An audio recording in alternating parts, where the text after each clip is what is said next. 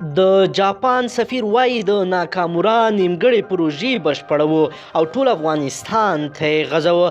درنو لیدونکو او مینوالو السلام علیکم، وخت مو په خیر. په کابل کې د جاپان سفیر وایي چې د ډاکټر ناکامورا نیمګړې پروژې به دوی بشپړوي او همدا راز د هغه پیل کړي دغه کارونه به ټول افغانستان ته وغځوي.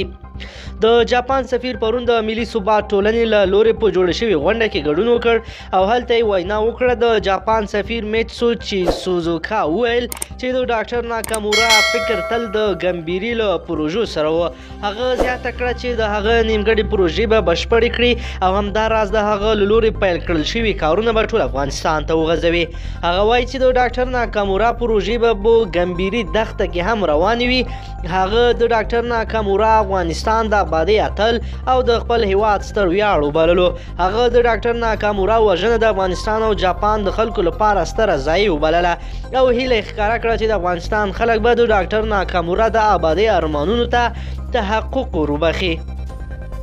د یادولو ده چې ډاکټر ناکامورا په ننګرهار ولایت کې ډېر ستر کارونه ترسره کړي وو چې وژنې ټول افغانستان وژړاوه او د افغانستان په ګډون په هر هغه هیواد کې چې افغانان ژوند کوي هغوی په یاد شمې بلې کړې او د هغه کارونه یې وستایل. د ډاکټر ناکامورا جسد ته ولسمشر غني په خپله اوږه ورکړه او د هغه جسد په ډېر درناوي جاپان ته ولېږه. نوموړي همداراز ژمنه وکړه چې د ډاکټر ناکامورا قاتلین به ژر نیسي او د هغه له لورې پیل شوي کارونه به افغان حکومت مخته یوسي او د هغه نیمګړې پروژې چې تکمیل شي نو د هغه په نوم به یې ونوموي. همداراز یو شمېر ولایتونو کې بېلابېل ځایونه هم د ډاکټر ناکامورا په نوم ونومول شول.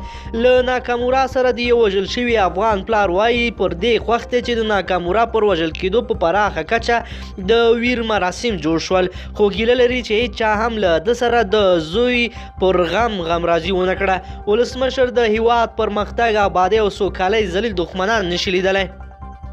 ملګرو، د افغان ولسمشر ترڅنګ د پاکستان د پښتون ژغورنې مخکښ غړی علي وزیر هم ډېر سخت غبرګون وښوده. ملګرو، ویډیو مو وکتل او ولسمشر غني مو هم واورېدل چې څه یې وویل او علي وزیر هم په دې باندې ډېر سخت غبرګون ښکاره کړی و. درنو لیدونکو، که چیرې غواړئ چې ورته تازه، مهم او لنډ خبرونه واورئ نو زموږ چینل ضرور سبسکرایب کړئ.